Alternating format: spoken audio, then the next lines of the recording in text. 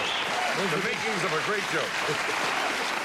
My first guest, I'm sure everybody in the world knows. She has played, I think, twice already, the Princess Leia, right? Yes. Kind of a feisty heroine in Return of the Jedi, and she did 2 earlier chapters of that. So this is her 3rd time.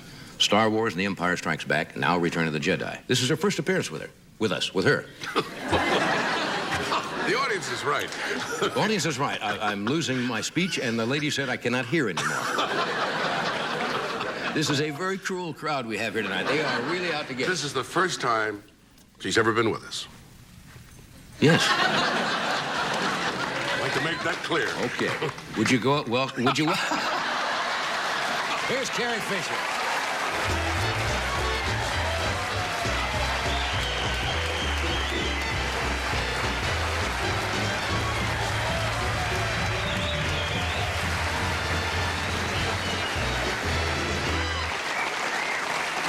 Carry the little what? Footstool, I think.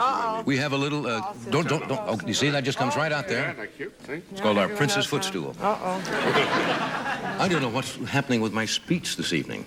Well, Everything seems to be coming out garbled. You ever have days like that when you start I to? hope it's not tonight, but yes, I do have days like that. You start to say something, and you're either thinking ahead. What do they call that? There's a word for that. Stupidity. Making a big mistake.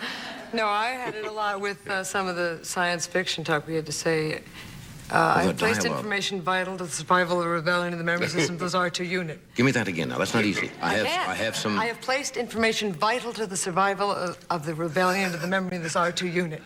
That's murder. Yeah. What happens?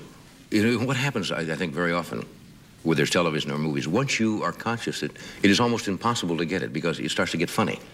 Now Well, you try to get straight and serious, and it just goes. We would have long speeches. That was part of the hologram speech, and Right. it just, you feel like you're just humiliated, and it's over and over and over, and it's just, you'll never get this bucket of old past. You'll never get that bucket of old past blockade. You'll never get. Cut. No, it's just Again. Yeah.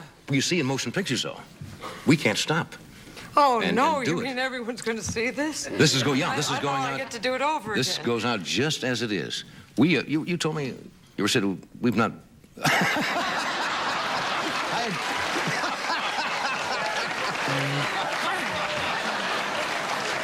I've got too much pine tar in my throat. I had 2 questions in mind. I was going to say we had not met before, and I knew it, and then I was changing the question to say I saw you in... Of course I saw you. You were sitting in a chair in makeup.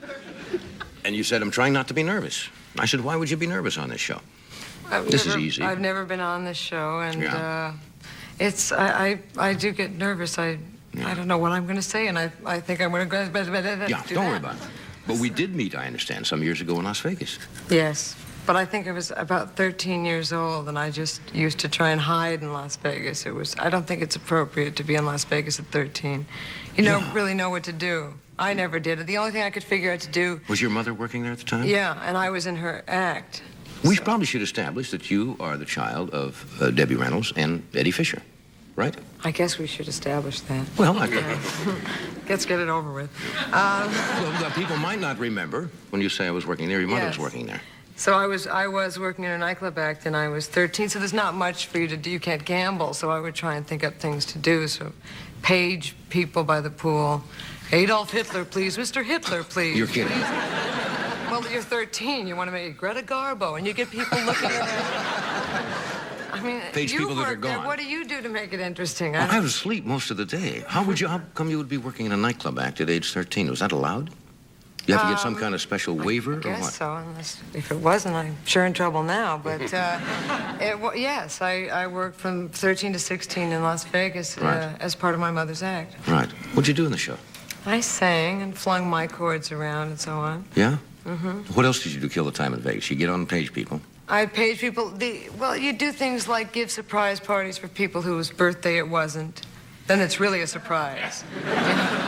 They start singing along, and suddenly the cake comes toward them, and they start to get, And it's not their birthday? No. That's the best surprise party you can give to someone. You have a weird sense of humor. I like that. Was it, when you grew up, of course, you have both parents are in entertainment business.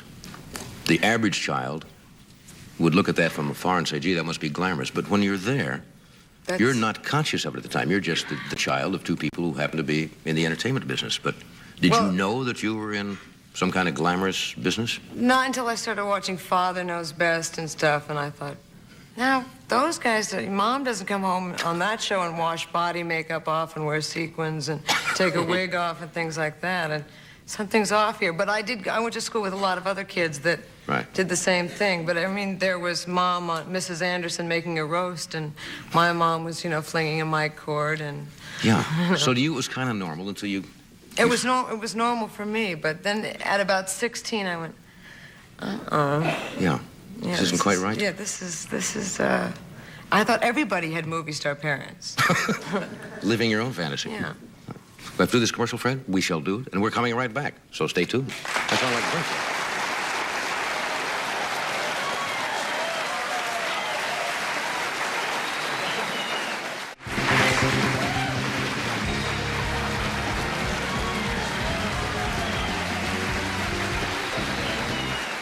We are back. Merchandising. We're talking with Carrie Fisher. Who did you hang out with as kids? Who were some of the other kids? Were they also children of movie stars? It would be studio heads, children, and you know, Dean Martin's children, and it would be like that. Just normal, everyday kids. Just all regular, yeah. Somebody told me you were not allowed to get dirty. No, we were photographed a lot. Oh, we were allowed sort of once a week. We were let loose on the gutter, and then we could get dirty, which is a big thrill for us. It's one of the reasons I went into show business was I visited the set and watched my mother fall in mud and stuff, and I thought, well, there's a way to do it. But as a child, because of the demands of the pictures all the time, they would... Yeah, there are more photographs of me, and I had a horror of it. I grew up on a movie star map. Right. I mean, you know. No, I didn't, though. Not as a child. But, yeah, I guess there is I could get traumatized by it if it's still photographs and those light bulbs going off. Does it still bother you when the press shows up? Not as much, but, I mean, I was in Modern Screen at 2 hours old, and it wasn't even a good picture. You were aware that they didn't get your right side at 2 hours old? It wasn't a good angle, you know. Good angle at 2 hours old. Now, you're in this picture, Return of the Jedi. You've done Star Wars Empire Strikes Back. It's become a big, big business, these pictures. How much has this picture made so far? I keep reading every day. Something like $200 million already. I think so, yeah. And will probably be one of the biggest grossing pictures of all times. And somebody said you felt a little awkward coming here to talk about this picture because it doesn't need a lot of help. I was going to bring a clip of another film, so because I just thought, well, you know. I always ask people what's the worst picture they ever made. I don't know why. Maybe it's just my... What's the worst picture? The worst picture you're ever in.